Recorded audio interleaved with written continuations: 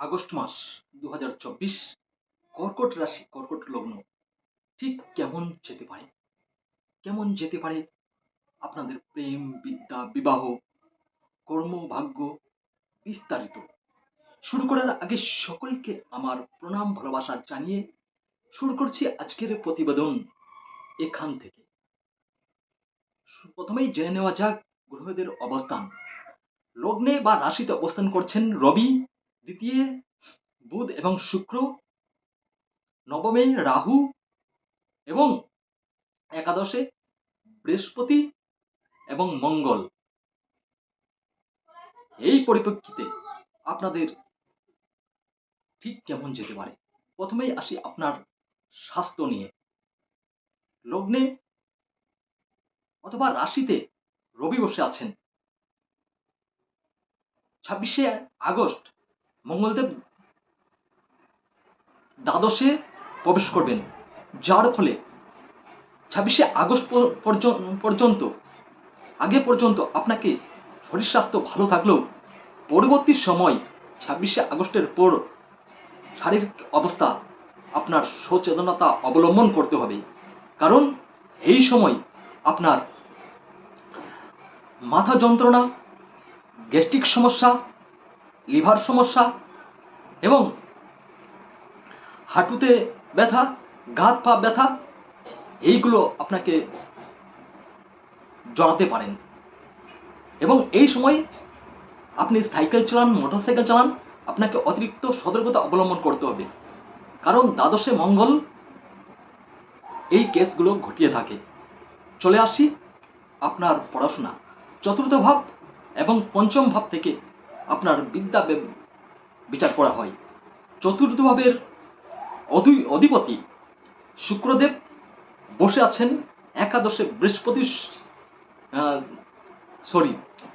চতুর্থ পথের অধিপতি বসে আছেন দ্বিতীয় ভাবে। পরবর্তী সময় মানে আপনার মাধ্যমিক পরবর্তী বিদ্যা খুব ভালো যেতে চলেছে। আপনার পড়াশোনায় মন বসবে, পড়াশোনায় মানসিকতা আসবে, ভালো রেজাল্ট করতে পারবেন। পঞ্চম ভাব থেকে বিচার করা হয় আপনার মাধ্যমিক পরবর্তী বিদ্যা। পঞ্চম ভাবের অধিপতি মঙ্গল বসে আছেন দেবগুরু বৃহস্পতির সঙ্গে এবং ২৬শে আগস্ট মিথুন রাশিতে প্রবেশ করবেন, যার ফলে আপনি যদি চাকরির পরীক্ষার্থী হন এবং আপনি যদি উকিল করেন, অ্যাডভোকেট হন, তাহলে এই সময় আপনার খুব ভালো সময় যেতে চলেছে। এবং আপনি যদি অনেক দিন ধরে চেষ্টা করছেন, ভালো ইউনিভার্সিটিতে ভর্তি হচ্ছে পাচ্ছেন না, এই সময় আপনি ইউনিভার্সিটিতে চান্স পাবেন। আপনার অ্যাকচুয়ালি বলতে গেলে আপনার পড়াশোনার লাইফ আগস্ট মাস খুব ভালো যেতে চলেছে। চলে আসি আপনার বিবাহিত জীবন বিচার করা হয় সপ্তম ভাব থেকে। এখানে সপ্তম ভাবের অধিপতি শনিদেব বসে আছেন অষ্টম ভাবে, যার ফলে অষ্টম ভাব খুব একটা ভালো ভাব না। এবং আপনারা জানেন কর্কট রাশির শনির ঢাইয়া চলছে, একই সাথে শনিদেব বক্রী হয়েছেন। এই সময় বিবাহিত জীবন আপনাকে খুব সাবধানতা অবলম্বন করতে হবে। স্বামী স্ত্রীর মধ্যে আপনাদের মধ্যে কথা কাটাকাটি আসতে পারে এবং মান অভিমান এই সময় আপনার বেড়ে যাবে এবং স্বামী স্ত্রীর মধ্যে অতিরিক্ত রাগ জেদ আসবে। তাই একে অপরের সাথে মানিয়ে চলুন এবং নিজের পরিবারের কথা অন্য কাউকে বলবেন না, বাইরে যেতে দেবেন না। কারণ আপনার ঘরের কথা যদি বাইরে যায় তাহলে আপনার বাইরের যে অশান্তি আপনার ঘরে ঢুকে যাবে, আপনার বিবাহিত জীবন একবার অন্ধকারময় হয়ে উঠবে। তাই এই সময় যতটা পারেন একে অপরের সাথে